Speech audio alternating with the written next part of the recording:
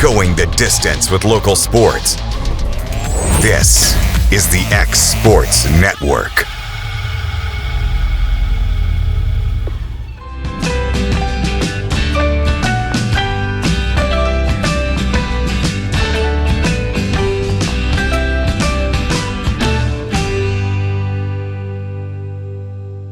Financial advisor Scott Beasley knows time spent with family is everything.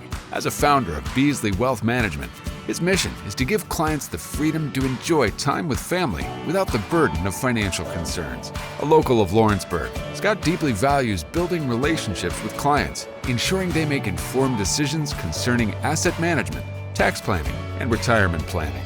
Offering a free initial consultation, Beasley Wealth Management helps clients pursue their aspirations with confidence. Banking made simple and convenient. At Builtwell Bank, we're here for you. Whether you're making a milestone purchase or saving for retirement, our dedicated financial team will walk with you every step of the way because we care. From personal banking accounts to making sure your business and commercial needs are met, we'll make sure you have a dedicated Builtwell banker that understands your unique needs and goals. Serving Lawrenceburg and Summertown. Come see us today. Member FDIC.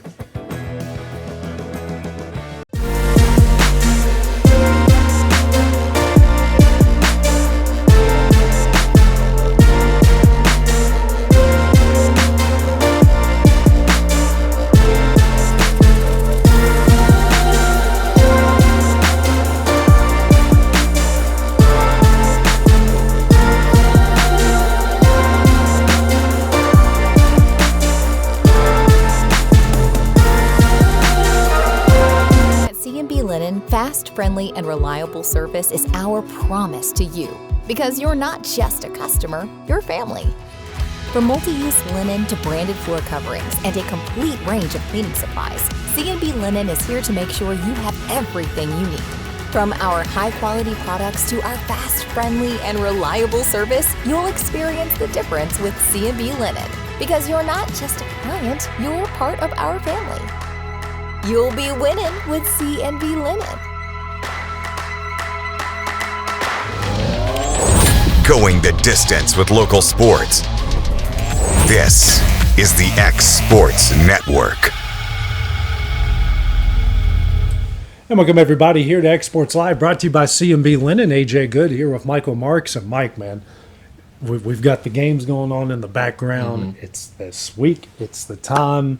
District tournaments are here, and there's a lot of exciting things going down this week. Yeah, I mean, it's the last day of the regular season, I believe, is today. We have a couple local teams playing, but say Tuesday is the play-in game for baseball, and then pretty much the rest of the week after that coming up, we got district tournament playing. It's super exciting because we're all at home. Yeah, and for the most part, we're all at home, and we still got some district games softball wise. Yes, going down tonight. It's Loretto's at Community, and then they got Cascade back tomorrow. Yes, is it on the road? Yes. So back-to-back nights. They're closing out their district their district regular season.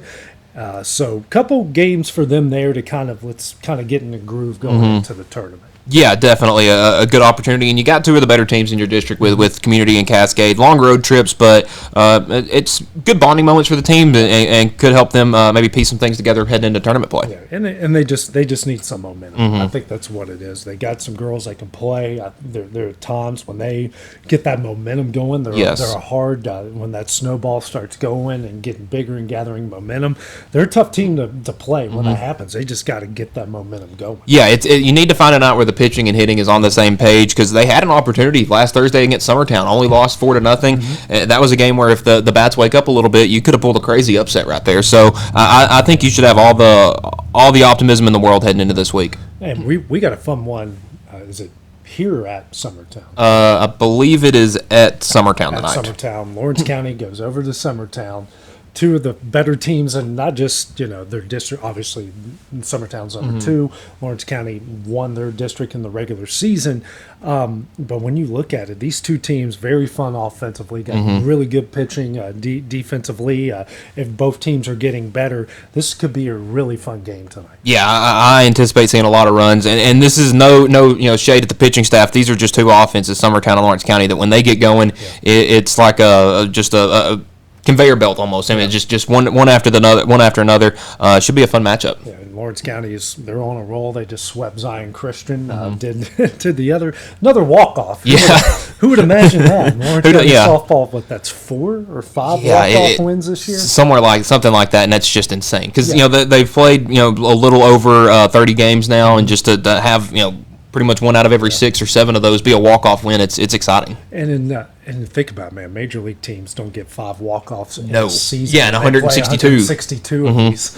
And Lawrence County softball in the span of 30-plus games has done it 5 times. Yeah, well, it seems like it's kind of a snowball effect. That when you get one, they just seem to follow after, and this team's definitely got that clutch gene late in games, which you want to see going into the postseason. Yeah, absolutely. And then you got a game tonight. Loretto's hosting Columbia Central. Columbia Central, that 4A team. They got 4A talent. They got guys going to Division I schools. One of them who's going to Georgia Southern probably hates my guts as much as I mentioned that Marshall and West Virginia beat him in series. So he's just going to replay that over and over again when they play those. Yes. Which is going to happen for sure in the future. But, they got a lot of good talent over there. And Loretto is really coming on strong. This team, do I go there and say that they're starting to look kind of like that state championship team from a couple years ago? They definitely have the everything starting to fall into place. The offense is there. They got 2 big wins over Battle Creek last Thursday. Unfortunately, weren't able to play Friday, but. Listen, last time they played Columbia, they were a poor 6th inning away from winning that game. You had Cooper Burleson go 5 innings, 3 hits, only 1 run, and the offense was a little slow getting up in that one. If the offense shows up tonight, which it has been for the last couple of games at home, it could be another big win for the Mustangs heading into postseason play. Yeah, and again, it's Lawrence County over here. I just did some inside the locker rooms. They're going to debut tomorrow at noon, with those guys, and they're excited about everything going on over there. They're doing an inter-squad scrimmage. They're throwing Logan Mays against Brandon Morrison. That should be fun. You got the A lineup, and then you got the JV lineup with the pitchers. Yeah, good on good. So that should be really good. But obviously for Loretto, that can be a good on good situation. You throw some guys out there, get some work because our tournaments start on Thursday. Well, and you look at what Loretto's done since stepping out of district play. They've played Battle Creek twice, which is a 3A team, and Lawrence County team, that's a 3A team. Muscle Shoals is a 6A team out of Alabama they beat, I would say like Battle Creek again, and now Columbia Central. So they're playing these bigger schools to try to gauge where they're at this point in the season, because you don't want to head into postseason play and see something you haven't seen before. And I think that the way they've scheduled this year, that's not going to happen. Battle Creek, we're going to see them in Lawrence County's region. They're really good. That could be a team that could make it to a sub-state. I would say they're another team that's in there in that top 10 in the state in 3A, so they're a very good team. And then Columbia Central's got, they play, their district is brutal. Yeah. And they're holding their own in that district. So, this is a good test for them. And we mentioned those district. Here's a graphic for Lawrence County's coming up. The first game is Wednesday, Marshall County and Giles County in Pulaski. Again, we got some bad weather coming in through the area tonight. That's going to go into, we got a break tomorrow morning because we're going to be trying to set up cameras feverishly. Yes, that the word? That may be the word. Going over the Tom Cruise Field, and they play Wednesday. Your game is Thursday. The play-in game is still, I believe, on Tuesday. Yes, but first round is Thursday. So first round Thursday. Hopefully all this weather is out of the area by that time. But here's a look at Lawrence counties. They'll get the winner of Giles County and Marshall County. They're hoping just to win, take care of business Thursday, get Friday off, and then get back at Saturday. And I've said to Mike, you got 3 games to play to be district champions. I know they are automatically qualified due to their district rules. They've already qualified for the region. But, hey, you want to host a region tournament the next week, have everything there at Tom Cruise Field, play 3 games, win 3 games. There you go. Yeah, at this point, it's kind of different from postseason and basketball and things like that, where as long as you keep winning, you're pretty much going to be at home until the state tournament. So this is a good opportunity to do that. You got several games at home, and, even though you have already qualified for the region tournament, you'd like to be that 1 seed where you get to host at least. So, get one more game at home. And listen, this team is as dominant as they've been this year. That should be the goal. And we've here's a look at the Loretto and Summertown district. I mean, it's all higher seeds, so every game Loretto plays is going to be at home. Every game that Summertown plays, except for when they play, if they do play Loretto, will be at home. So that they got a lot of good options there. How's that region shaping up? Would they get the host, or would they go opposite region? I believe they are the team that would host this year. And it's the same district that would be in basketball, the Hickman counties, the East Hickmans, the Lewis counties, teams like that. And those are all very good teams in their own right. So it's going to be a Riverside, who's very good at baseball again this year. That's going to be a very, very tough district or region as well. Yeah, and Mike, I have a really good feeling about this year. With Loretto, with Summertown, with Lawrence County baseball, I would not be shocked if 2 of those 3 make it to Murfreesboro. Yeah. If not, all 3. Yeah, I'd love to see all 3, and it very well could happen. You've got very, very talented teams. I mean, Summertown and Loretto, we know what they have. Lawrence County, they've been extremely exciting this year. I'd love to see how many teams we can get to Murfreesboro, and if it be all 3, I mean, the more the merrier. Here's a big question, Mike, pitching. How do you go about pitching? Because obviously, if Summertown's got a really good game against Forest, obviously they're probably going to throw one of their best there. I'm looking at it from a Lawrence County, Loretto perspective of, okay, well, you got whoever's in that 4 and 5 game going to be coming in. You've won all your games against those opponents. How do you, or is it the Summertown have Cascade? Summertown has Cascade. Okay, Summertown has Cascade, and I guess whoever that is, do you throw Mason there? Do you throw Kaysen in that spot? If Lawrence County, do you throw Logan? Do you throw Braden in that first game? Because obviously, if you win that and you move on to the next part of it, which is staying in the winners bracket, and you win that, and then do you save your best for that championship? Yeah. But you got to get there. You got to get there first. Yeah, that's always the scary thing in baseball is you'd like to have your best pitcher available for the biggest game, but you got to get there first. Luckily for all 3 of our teams, I feel like all 3 teams have a good host of starters. For Loretto game 1, I wouldn't be surprised if they throw Mason Tidwell out there. Yeah. Given that he pitched excellently against both Forest and Community, so he would have good experience against them, and maybe save a Kaysen Springer for a game 2, that semifinal game, and then when it comes to championship games, say if you have 3 or 4 games, I know Dylan Thompson started several games, John Will Tucker started a couple of games. The Mustangs have definitely done a really good job spreading their innings out. There isn't one guy that just has so much more than everybody else, and there's a handful of guys that got at least in the 7 to 10 innings pitched range. So. Pitching is the one thing I do feel pretty good about for Loretto right now because it's been good this season. And Lawrence County's has been solid, and it gets pretty solid. Summertown's is getting better, and better game by game, and then you look softball wise, Summertown and Lawrence County. I mean, they've got pretty good roads to get to where they need to go. Yeah, and in softball, a good pitcher can you only go as far as your pitching can take you, and they both have some talented pitchers that can take them a long way, and I'm pretty sure we'll see that coming up here in the next coming weeks. Yeah, let's move on to the college side of things. The Southern States Conference for UT Southern, both of their tournaments, softball and baseball.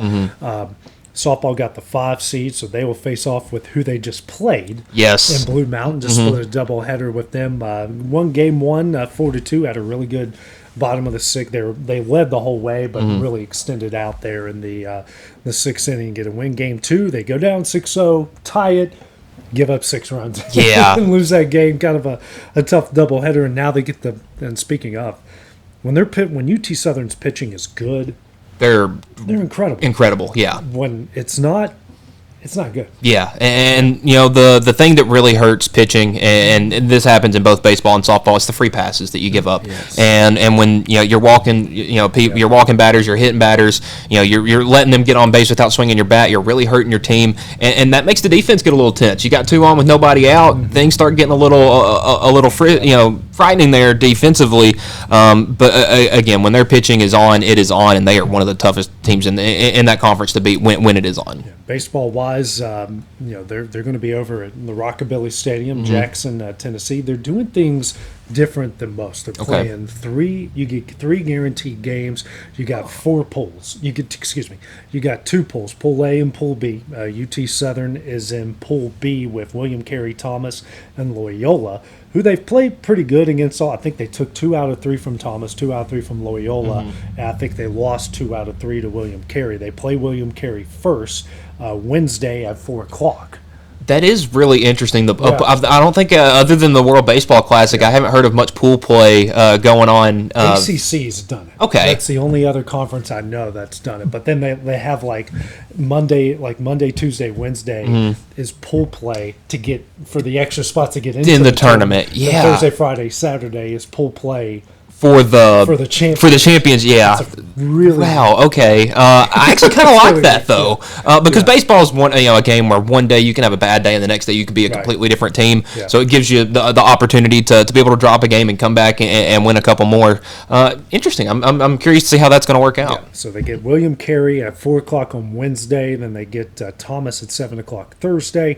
Then they get Loyola at 7:00 on Friday. Then the championship's 1:00 on Saturday. Again, all of this is weather permitting. So we're I feel like the whole country at this point is pretty much weather permitting on everything. Yeah, for the most part. At least the early part of the week. Over UNA, Mike, the baseball team. I don't know, for some reason I think it's more operator error than anything. Softball lost 2 out of 3. Central Arkansas was the top team, one of the top team, I believe, in the other side of it. But the baseball team takes 2 out of 3 from Eastern Kentucky, and they set the Division I home run record, 64th. Wow. Home run they've hit this year. Done in grand style. Nash Rippon, who's the team's leader, he's also set the single season and career record for home runs at UNA in the Division I era.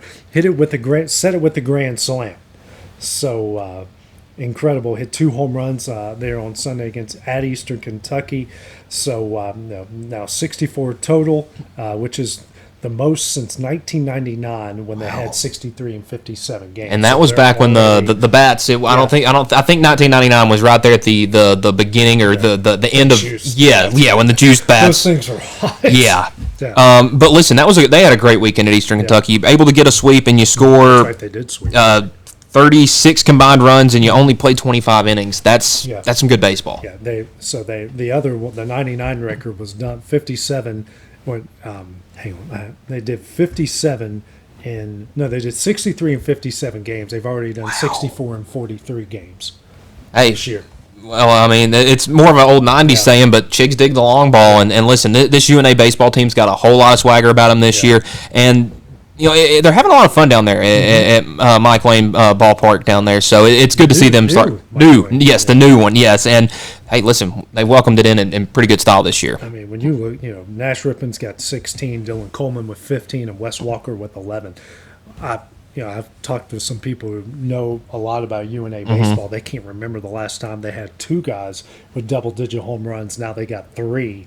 And one of them's kind of tinkering to be a 20 home run guy this year. Yeah, and that's no slouch. I mean, I spent my 4 years in college at Tennessee, so I got to see some really good baseball and some good home run hitters. But there aren't teams like that outside of the SEC that have 3 or 4 guys that can go for 20 home runs. And the fact that UNA's got a chance to have 3 this year with at least 15 is really special. Yeah, and it was a good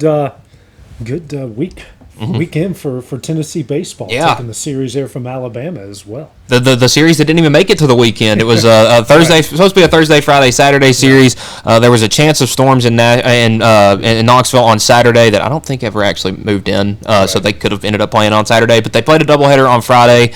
And listen, as bad as Saturday went, and they only ended up losing by 4 runs, but the way the pitching staff looked that night, because Landon Mack and Cam Appenzeller have been the 2 guys that you're the most comfortable throwing out there this season, and they both got rocked. And against an Alabama team that was looking to build some momentum, and they came back Friday with some attitude. Tegan Coons goes 8 innings, complete game. I think it was a 11-0 or a 10-0 win, and then a 11-4 win in the second game on Friday. Evan Blanco was awesome as well. The pitching and defense for Tennessee has upped tremendously. They're I think second in the country in fielding percentage. It's like 98.7 or something like that, which was a problem last year around this time. Right. So it's good to see that this team is starting to make some improvements. And according to some writers' polls, they're back with the number next to their name at 24 in the Baseball America poll. Yeah, they're catching fire at the right time, which is what you want them to do. They're starting to find some things and starting to figure some things out, which is again, that's exactly where you want them right now, is kind of peaking at that right time. Yeah, and you got Tegan Coons, who was the SEC Pitcher of the Week this year, and then Trent Grenlinger was the SEC Freshman of the Year. This just came out about an hour ago.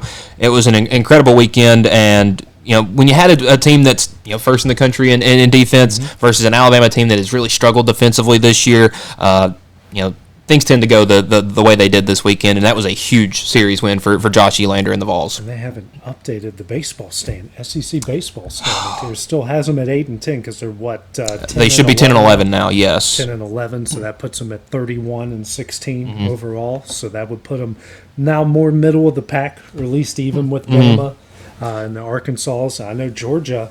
Yeah, Tennessee, Vandy, and Alabama all tied with the same conference record. So fun for those three fan bases to have something to argue about. You've got 30 wins now. You've won 4 of your last 5.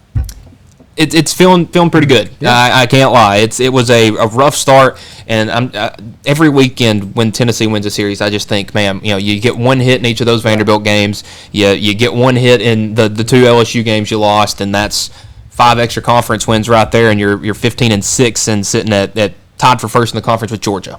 It's crazy how baseball, you could have a turn of events just like that. But I think this team went from the team that was losing one-run games to the team that's winning some of those one-run games, and that's something you love to see, a team grow throughout the season. And boy, has this one grown. Yeah, and they got the softball's got a chance to take 2 out of 3 from Bama tonight. Games at 7:00 over on SEC Network. Yeah, I would say they're televised tonight. Live game, so a top 10 matchup there. They lose the first one 12-0 and take the second one 2-0. So the rubber match over at Sherry Parker League Stadium coming up a little bit later tonight. And I thought it was really cool. I saw on, I believe it was Friday or Saturday night when they played game 1 of that series, the Tennessee also honored Alabama's seniors, and I just thought that even though those two teams don't like each other one bit, there is a bit of cordialness between at least when it comes to respecting seniors. So I did like that. I did like, and I saw that UT Southern, they honored Blue Mountains seniors as well. And a fun fact, one of their assistant coaches is the niece of Willie Joyner. Oh, wow! Over here at Lawrence County. Congratulations to him, by the way. He's going to be retiring at the end of this year. So good career for him, and now he gets to go enjoy his grandkids. Which is much deserved there at the end of the day. So, Mike, coming up next, we're going to take a short break. Coming up next, we're going to get into the NFL draft. More craziness outside of the NFL draft with Rossini and Vrabel. And what are your Red Sox up to? They cleaned house on Saturday. And the players are not happy and the fans aren't happy. We'll dig into all of that when we return. Got a dent, a ding, a scratch, or a bent fender? Major or minor, Car Country Collision Center in Leoma can fix you up. Car Country works with all insurance carriers, gives free estimates, can work on foreign and domestic vehicles, and has experience you can trust. They've been in business since 1990. Unfortunately, accidents happen, but you can get your car back on the road with as little hassle as possible with the help of Car Country. Call 931-852-4708 or stop by at 2567 Highway 43 South in Leoma.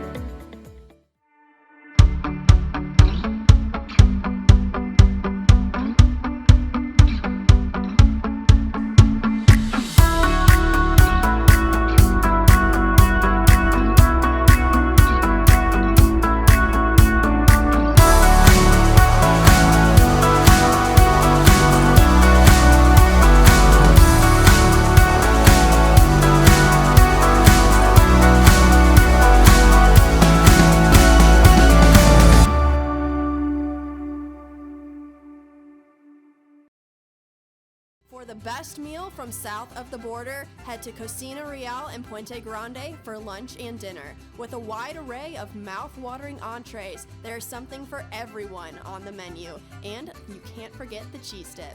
They'll treat you like family, and you'll never leave hungry. Make Cocina Real Mexican Restaurant and Puente Grande Mexican Restaurant your choice for authentic cuisine, located in Lawrenceburg, Tennessee.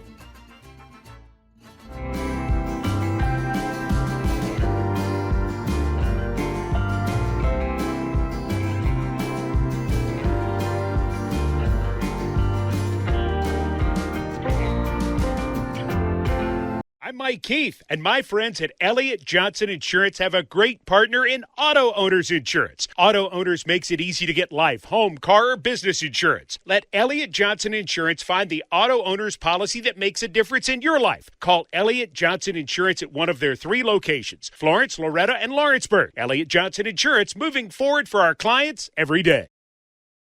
At C&B Linen, fast, friendly, and reliable service is our promise to you. Because you're not just a customer, you're family.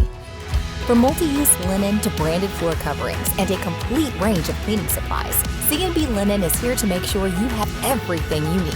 From our high-quality products to our fast, friendly, and reliable service, you'll experience the difference with C&B Linen. Because you're not just a client, you're part of our family. You'll be winning with C&B Linen.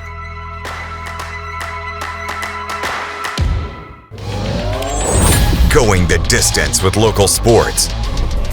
This is the X Sports Network.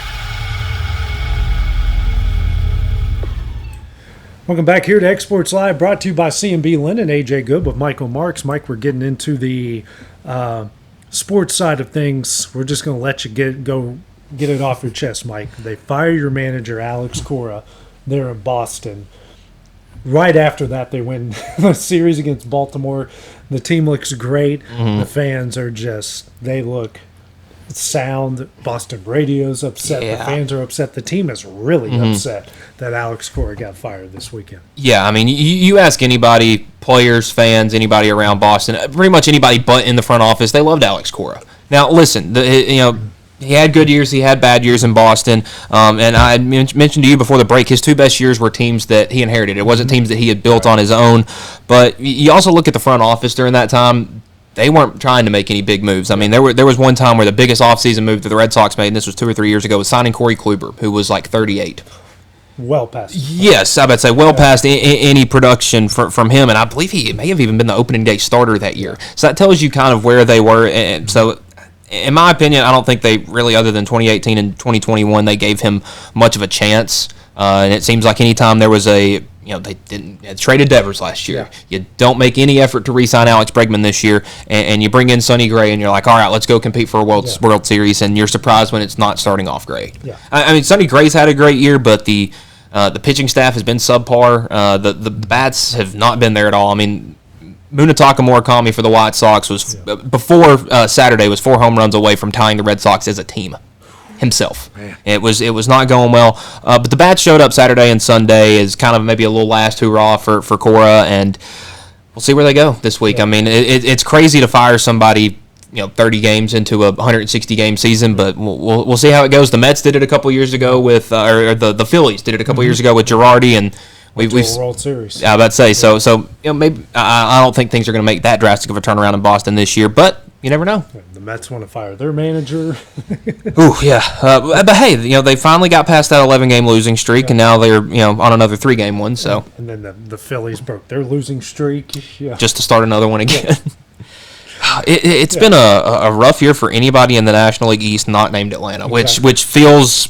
It feels kind of weird because the last couple of years it's been New York and Philly kind of fighting for first place, and you got the Marlins right now at 13 and 15, 6.5 games out of first, but a pretty comfortable lead over both Philly and New York, which is it's just kind of strange at this point in the season. Yeah, my God, let's get some huge college football news literally breaking while we were getting ready for the show here today. Texas Tech transfer quarterback Brendan Sorsby, who came from Cincinnati, one of college football's top returning players, is checking into residential treatment program for gambling addiction, the school announced Monday.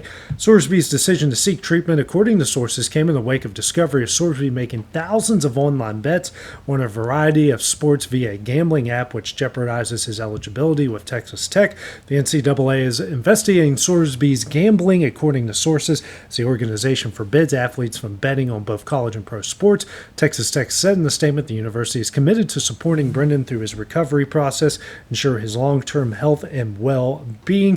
According to sources, Sorsby bet on Indiana football while redshirting for the Hoosiers as a true freshman in 2022, a season in which he played a single game as a reserve. The bets in 2022, according to sources, were on Indiana to win, and none came in a game in which Sorsby appeared. No timetable for his treatment.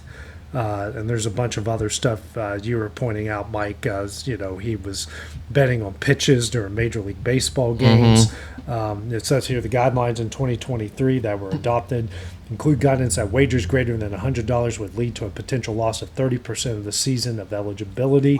For cumulative wagering, the greatly exceed 800. The staff is directed to consider whether additional loss of eligibility, including permanent ineligibility, is appropriate. So, this is the second straight summer we've had a major transfer quarterback get in trouble with some gambling allegations. It was John Mateer last year, and Brendan Sorsby this year, and he was a guy that was demanding a mid seven-figure sum out of the portal, in the $3.5 to $4 million range, and I'm starting to think now. This is a guy that I wanted Tennessee to go after, pretty hard, and maybe hindsight's saying that maybe that was a good option to let him go elsewhere, but it's troubling we're seeing this happen with a lot more college and professional athletes. I feel like we're talking about that at least once a month at this point. Betting on games when he was at Indiana in 2022, at that point, that was kind of when you could just bet against Indiana and you'd probably make a little bit of money back. But the betting on Reds games while in Cincinnati last year, it's just it's strange, but it's good for him to maybe admit that he needs some help and to go into a treatment center to get all this settled, because Texas Tech has super high chances this year to make a good run. Sorsby was incredible last year, but it does look like for Texas Tech that Will Hammond has returned to throwing in the last couple of weeks, and he should be the week one guy if the things of Sorsby don't turn out. So it's strange, but nothing really shocks me anymore when it comes to gambling and college athletes. You're giving these guys a bunch of money, and you can do whatever you want from this right here. It makes it. You're almost daring them to at this point. Yeah, if you give young guys a bunch of money, they're going to do young guy things, which is they're going to do dumb stuff. Yeah, I would say they're going to buy things they shouldn't buy. They're going to waste money on things they shouldn't be wasting money on, like sports betting. Yeah. We were talking about it. This is something to sign up for a gambling app. You have to put in your Social Security information, your banking information. Your bank account yes, not your credit card. Your banking. Yes, I would say your actual bank account information. So this is something you can't hide.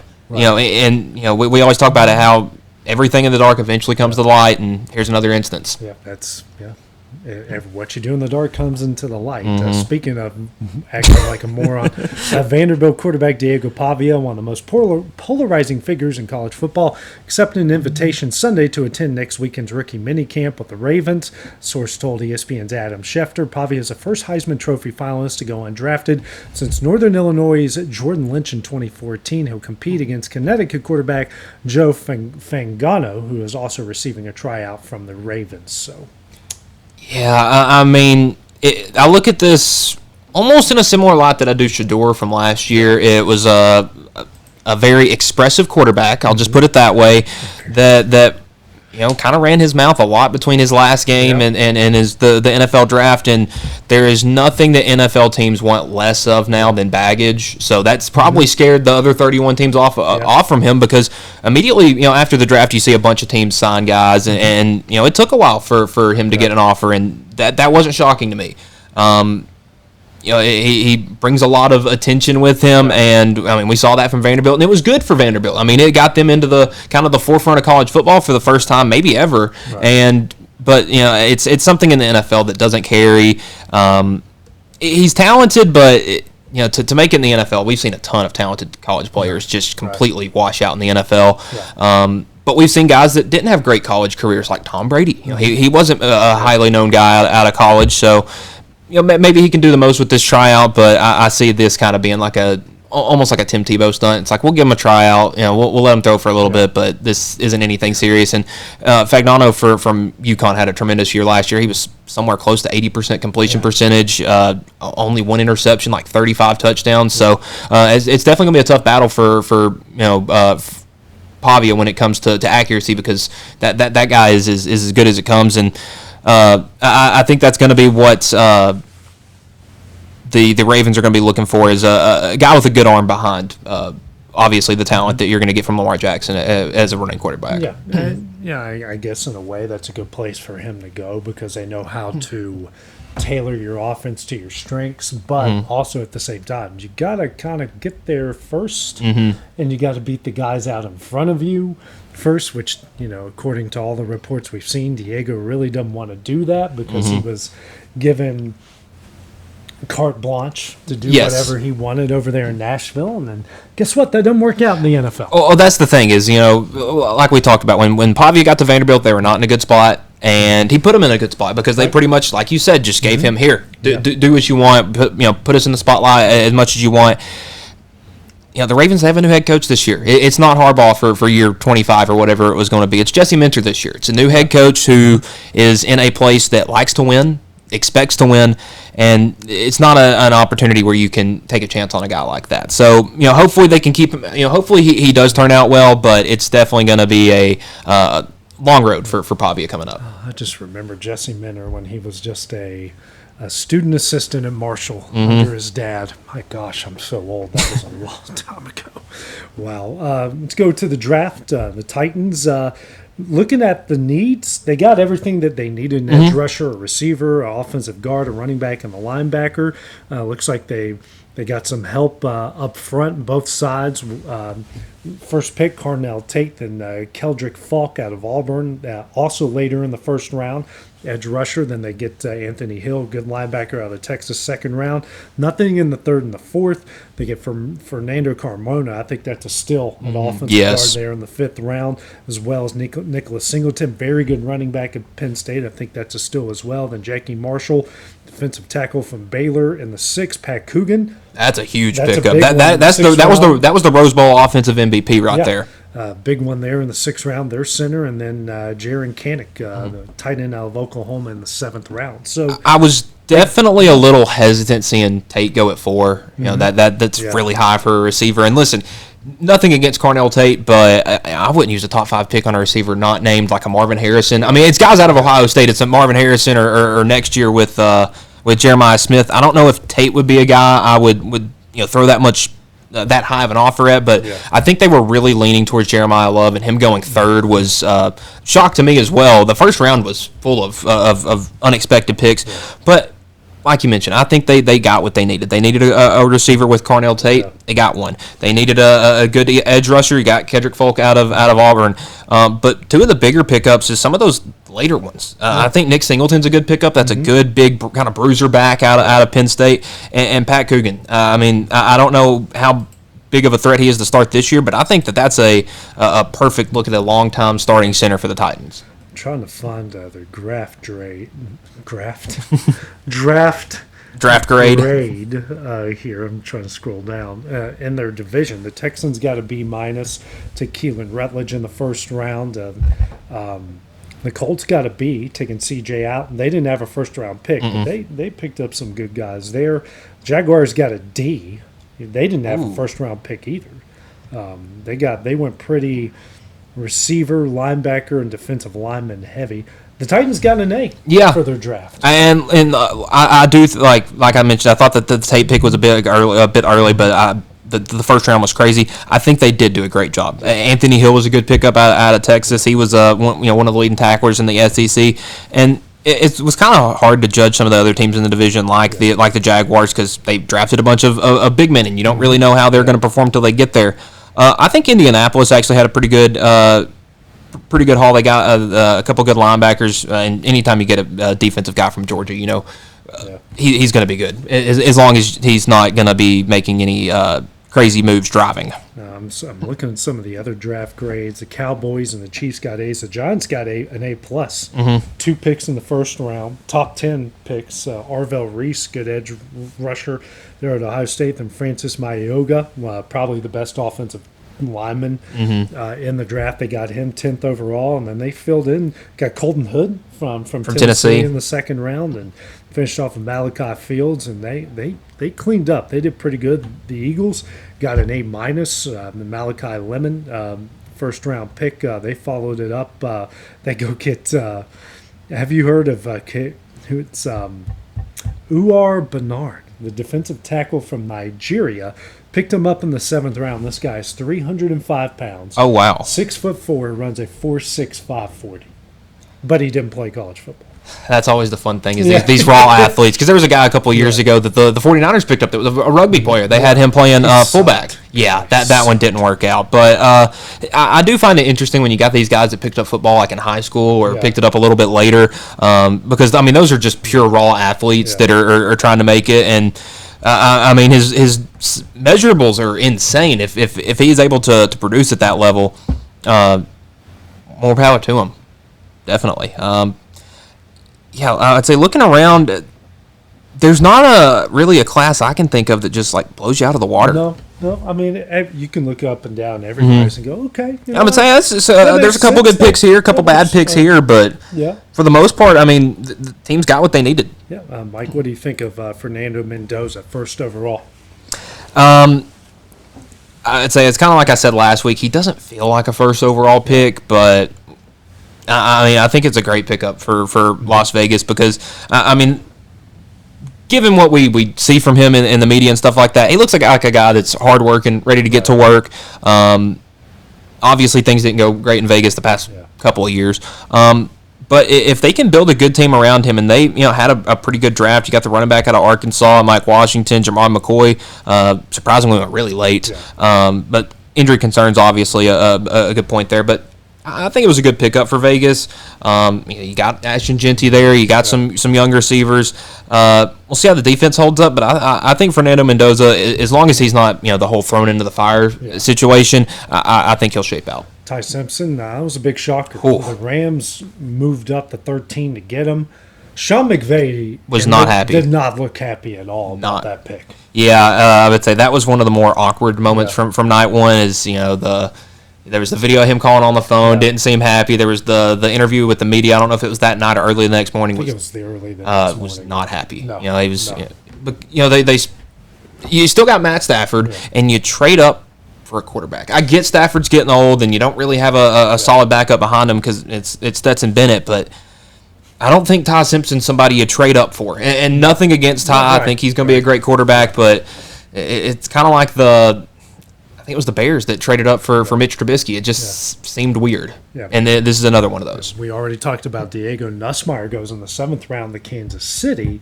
Man, he was known as a first-round pick coming into this college football season. He fell all the way to the 7th round. And it wasn't the Saints that picked him up. His dad's the offensive coordinator there. They passed on him 6 times. And 7, actually. Yeah, 7. Yeah, so for him to go in the 7th round to the Chiefs. Chiefs, yeah. It's a good spot for him. I mean, he's got Patrick Mahomes to learn behind. He's got Andy Reid to learn from as a head coach. He's not going to be expected to go in and start day one. I think that may have been a blessing in disguise for him. He gets a time to get healthy, get back to himself, and then he's got some of the best in the NFL to learn behind. And who knows? Mahomes is kind of getting up there in age a little bit. In 3 or 4 years, Nussmeier could kind of slide in the same way that Mahomes did with Alex Smith. Or Nussmeier could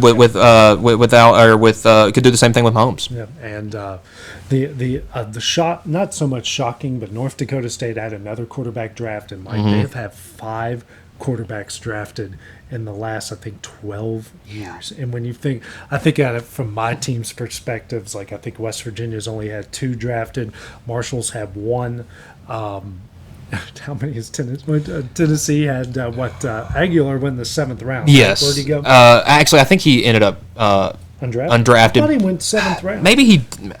I would say honestly, I couldn't tell you with the last day of the draft. It feels like you miss half the picks, but let's see. He was picked up by the Jaguars. That's right. But undrafted. Undrafted free agent. Man, you think at it from our team's perspectives, like. They've had 5 in the last 12 years, and all of our teams combined have not even come up to that number. It just that team's moving to D1. Like should be pretty soon. Yeah, I think it's this year. I would say I think it is this year. Yeah, I think I remember us talking about it. Yes. I just can't remember all the details off the top of my head. And I'm thinking to myself, like, okay, yeah, they're moving to that Mountain West, or they're moving to that new Pac-12, wherever they're moving to. And I'm thinking, I keep telling myself, and I keep telling other people, I'm like, guys, they're no joke. They're no joke. I would say they used to go beat up on Iowa. Yeah. I mean, they've won in these places, like Shadur Sanders and first Heisman Trophy winner struggled with that bunch. Yeah. This team is no joke. They're coming in to win. I wouldn't be surprised they've won 9-10 games in their first year as an FBS. Yeah, it wouldn't shock me one bit. But Cole Payton, that was the guy that was drafted, had an incredible year. I mean, he won the Walter Payton Award, which is the FCS's Heisman Award, and he's kind of like a Taysom Hill. He's just a big dude that he can sling it, but he can run really well too. It feels like that's kind of how all the North Dakota State quarterbacks are, though, other than Trey Lance, who is a little bit slimmer, but I mean that's the way they play, and we'll see if it works out. Yeah, and watch out, people. I would say don't. There's a reason why SEC teams don't schedule those games. No, because I would say it's like you don't want an SEC team to have a loss to an FCS opponent, but they're no one from the Missouri Valley goes to SEC teams. No, they know what's up with that. Yeah. I would say Mercer's had had a couple of close games with Alabama and Auburn. And Auburn, so they're definitely no joke. Yeah. Well, Mike, that will do it for another good episode here on Exports Live. We'll be back again on Wednesday and Friday of this week. So for Michael Marks, I'm AJ Good. We'll see you guys on Wednesday.